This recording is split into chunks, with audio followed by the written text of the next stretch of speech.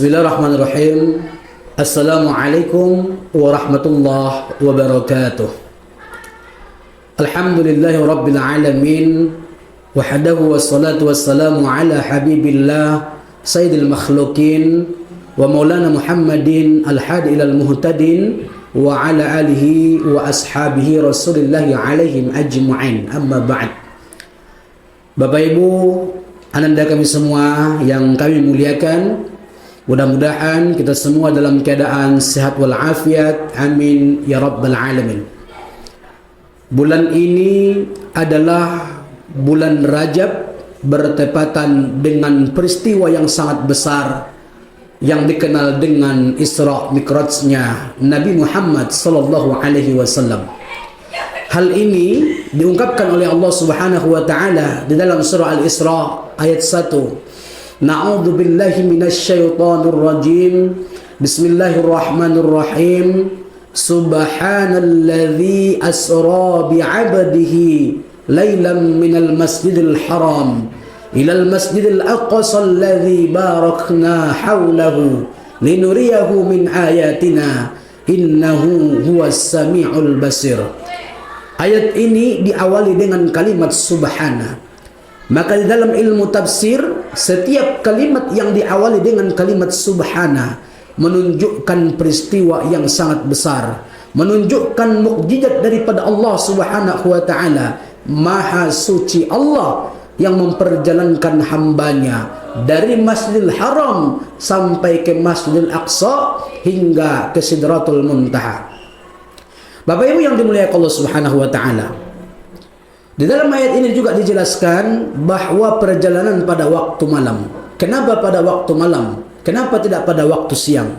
Karena waktu malam adalah waktu yang paling baik untuk bercakap-cakap dengan Allah. Wa minal laili fatahajjaz bihi nafilatan lak. Di sepertengahan malam atau di sepertiga malam, sujudkan wajahmu atau dahimu kepada Allah Subhanahu wa taala pada waktu tahajud.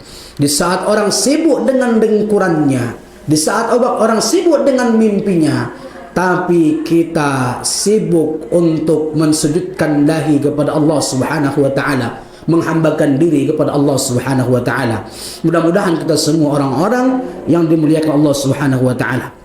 Saudara kaum muslimin yang dimuliakan Allah Subhanahu wa taala, juga perlu kita ketahui berawal daripada Isra Mi'rajnya ini karena terjadi daripada Amul Husni yang disebut dengan tahun kesedihan.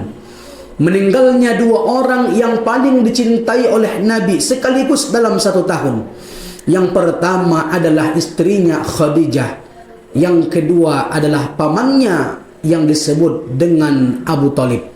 Maka dengan kesedihan Nabi Muhammad, tentunya Allah mau menghibur Rasulullah sehingga Rasul diundang ke Sidratul Muntaha.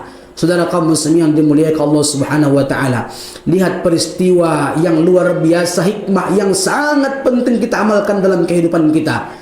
Apa dia? Di saat Nabi dalam keadaan gundah gulana karena ditinggalkan oleh orang-orang yang disayang, apakah Allah memberikan harta yang banyak? Apakah Allah memberikan jabatan yang tinggi? Apakah Allah memberikan orang-orang yang selalu membantu Nabi Muhammad? Tidak. Bukankah Allah bisa memberikan kekayaan? Bukankah Allah bisa, tidak mustahil memberikan jabatan yang tinggi? Tapi Allah tidak berikan itu. Apa yang Allah berikan hadiah bagi Nabi Muhammad? Tentunya adalah perintah salat. Ini menunjukkan kepada kita, di saat hati gundah gulana, di saat hati diselimuti oleh kesedihan, maka yang paling baik kita lakukan adalah salat. Sebagaimana firman Allah dalam surah Al-Baqarah, wasta'inu bis-sabri was-salah. Maka jadikanlah sabar dan salat sebagai penolong bagimu. Dan ini tidak akan pernah bisa, wa innaha lakabiratan illa 'alal khashi'in, kecuali orang-orang yang khusyuk dalam salatnya. Saudara kaum muslimin yang dimuliakan Allah Subhanahu wa taala, ketika Nabi berada di pintu Sidratul Muntaha, terjadi perdebatan antara malaikat Jibril dengan Nabi Muhammad. Kata Jibril, ya Rasulullah, saya tidak akan pernah bisa lagi menemanimu masuk ke dalam. Maka Nabi menjawab, "Ya Jibril, apakah ada seorang kekasih membiarkan kekasihnya berjalan sendiri?" Maka Jibril menjawab, "Bukan saya tidak mau menemanimu ya Rasulullah, tapi orang yang boleh masuk ke dalam hanya orang tertentu saja." Saudara kaum muslimin yang dimuliakan Allah Subhanahu wa taala, ini juga menjadi hikmah bagi kita. Jibril adalah malaikat yang paling luar biasa di antara malaikat yang lain, namun tidak bisa masuk ke dalam Sidratul Muntaha. Apa kata Sayyid Muhammad Alawi Al-Maliki Al-Hasani Al-Makki? Apa kata beliau dalam kitabnya Al-Khosaisul Muhammadiyah, dalam kitab keutamaan Nabi Muhammad sallallahu alaihi wasallam? Apa kata mereka? Yang paling kami herankan, Jibril adalah rajanya malaikat, malaikat yang paling luar biasa di antara malaikat yang lain, tidak bisa masuk ke dalam Sidratul Muntaha. Akan tetapi sandal Nabi Muhammad bisa masuk ke dalam Sidratul Muntaha.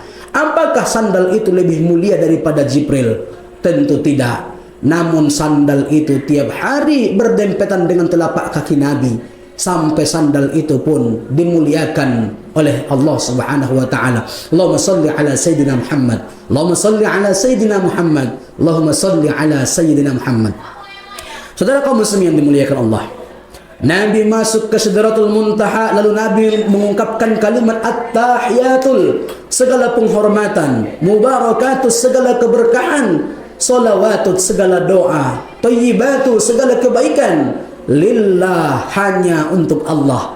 Disambut oleh Allah Subhanahu wa taala, assalamu alayka ayyuhan nabi wa rahmatullahi wa barakatuh. Salam sejahtera kepada Nabi Muhammad dan rahmat serta keberkahan. Lalu dijawab oleh Nabi sallallahu alaihi wasallam, assalamu alaina wa ala ibadillahi sholihin. Keselamatan atas kami, orang-orang yang beribadah soleh kepada Allah Subhanahu wa taala.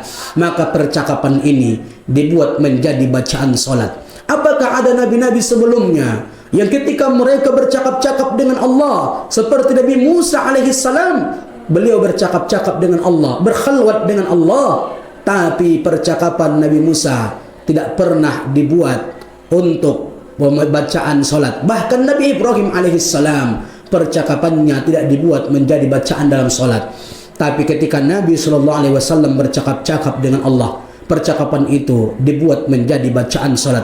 Sesuai dengan apa yang diungkapkan oleh Imam Al-Ghazali, dalam solat ada 3 kalimat yang paling penting kita khusyuk dalam membacanya. Salah satunya ketika membaca salamu alaika ayyuhan nabi wa rahmatullahi wa barakatuh, menunjukkan cinta kepada Nabi Muhammad sallallahu alaihi wasallam.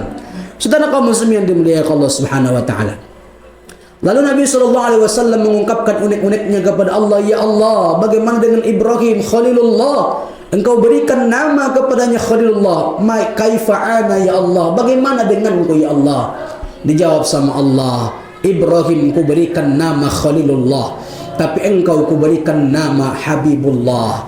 Bagaimana dengan Musa alaihi salam? Beliau bercakap-cakap denganmu. Lalu bagaimana denganku? Bahkan nabi-nabi yang lain engkau berikan gelar. Bagaimana denganku, kata Nabi? Dijawab sama Allah, mereka bercakap-cakap denganku, tapi mereka tidak langsung kuundang ke Sidratul Muntaha ini. Bahkan nama mereka kuberikan, tapi namamu langsung kusandingkan dengan namaku dalam kalimat La ilaha illallah Muhammadur Rasulullah sallallahu alaihi wasallam. Begitu mulianya Nabi Muhammad sallallahu alaihi wasallam. Maka Nabi tentunya mendapatkan hadiah salat. Bagi kita umat Islam, begitu susah payahnya Nabi Muhammad menjemput salat tersebut ke Sidratul Muntaha. Ketika Nabi mendapatkan perintah puasa, Nabi terima di dunia. Perintah zakat Nabi terima di dunia. Tapi perintah salat harus dijemput oleh Nabi sallallahu alaihi wasallam. Mari kita perbaiki salat kita. Awwalu ma yuhasabu bihil 'abdu yaumal qiyamati shalah. Yang mula-mula Allah hitung amal manusia nanti di akhirat adalah amal salat. Fa iza salahat salahat sa'iru amaluh. Apabila salatnya baik, maka baiklah amal-amal yang lain. Wa idza fasadat fasadat sa'iru amaluh. Apabila buruk amal salatnya, maka buruklah amal-amal yang lain. Sampai di sini yang dapat saya sampaikan. Mudah-mudahan bermanfaat bagi kita semua, khususnya kepada diri saya sendiri. Assalamualaikum warahmatullahi wabarakatuh.